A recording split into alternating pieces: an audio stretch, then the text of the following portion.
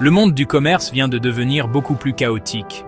Le 2 avril 2025, l'administration Trump a déclenché une bombe tarifaire, envoyant des ondes de choc à travers les marchés internationaux et laissant beaucoup de gens perplexes.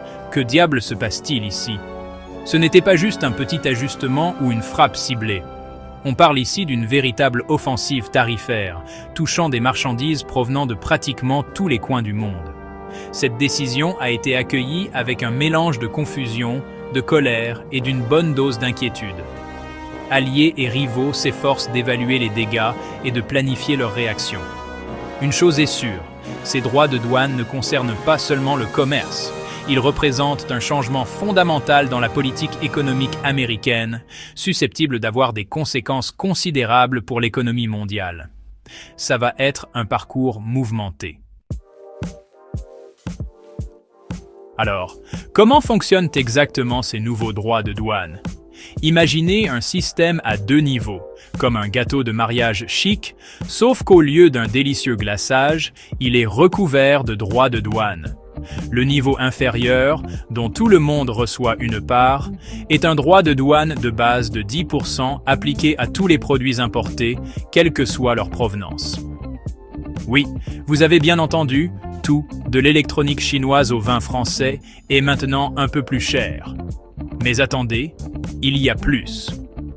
Le niveau supérieur, réservé aux invités spéciaux, se compose de droits de douane plus élevés et ciblés sur 60 pays qui ont l'audace de vendre plus aux États-Unis qu'ils n'achètent en retour.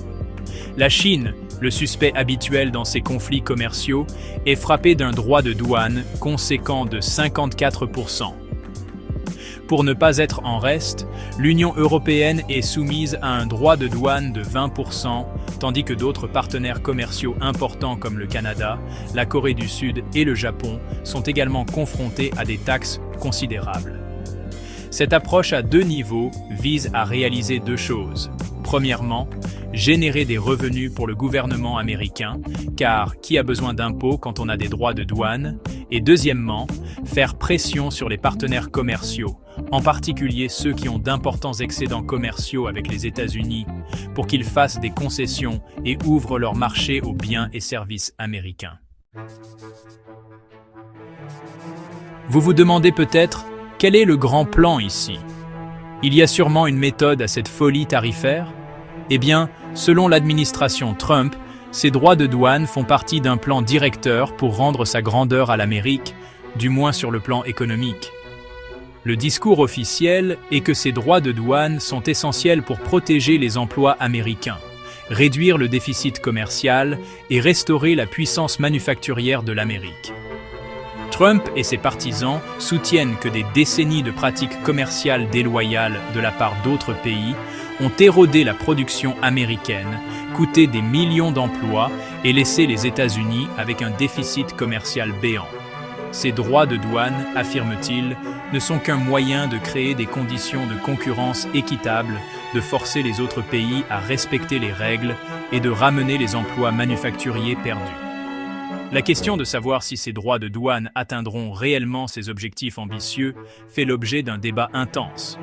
Les critiques soutiennent qu'ils sont plus susceptibles de nuire aux consommateurs et aux entreprises américains, de déclencher une guerre commerciale mondiale et, en fin de compte, de nuire à l'économie américaine. Seul le temps nous dira qui a raison.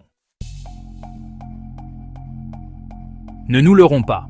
L'introduction de droits de douane aussi vastes est un pari risqué, semblable à jouer au poker avec l'économie mondiale. Si le pari de Trump fonctionne, peut-être, juste peut-être, assisterons-nous à une renaissance de la production américaine et à une réduction du déficit commercial. Mais si son pari tourne mal, les conséquences pourraient être désastreuses tant pour les États-Unis que pour l'économie mondiale. L'un des risques les plus immédiats est une forte augmentation des prix à la consommation.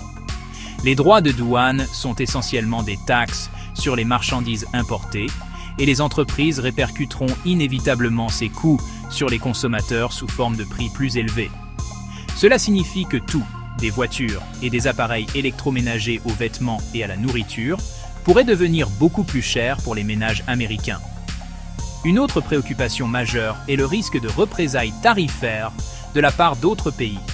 Lorsqu'un pays impose des droits de douane, il est naturel que d'autres pays ripostent avec leurs propres droits de douane.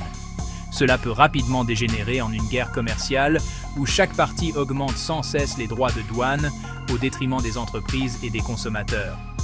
On a déjà vu ce film, et il ne se termine généralement pas bien. Les objectifs déclarés sont ambitieux. Réduire le déficit commercial, relancer la production américaine et obtenir un effet de levier dans les négociations commerciales. Mais les risques sont considérables. Hausse des prix pour les consommateurs, droits de douane de représailles, perturbation de la chaîne d'approvisionnement mondiale et la possibilité très réelle d'une récession mondiale. Reste à savoir si ces droits de douane atteindront leurs objectifs ou s'ils ne feront que nuire aux consommateurs et aux entreprises américaines. Une chose est sûre, le paysage commercial mondial a été irrémédiablement modifié et les répercussions de cette bombe tarifaire se feront sentir pendant des années. L'avenir nous le dira.